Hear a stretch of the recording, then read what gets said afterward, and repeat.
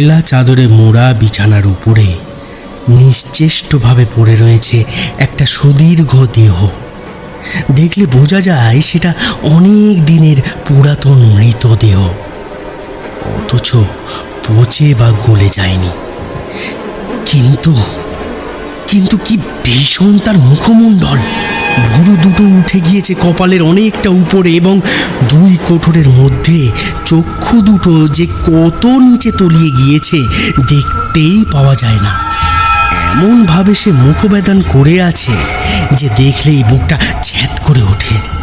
এবং সবচেয়ে ভয়ানক যে দৃশ্য, সেটা হচ্ছে তার মুখগহ্বরের ভিতর থেকে কিলবিল করতে করতে বেরিয়ে আসছে সার বেঁধে পোকার পর পোকা।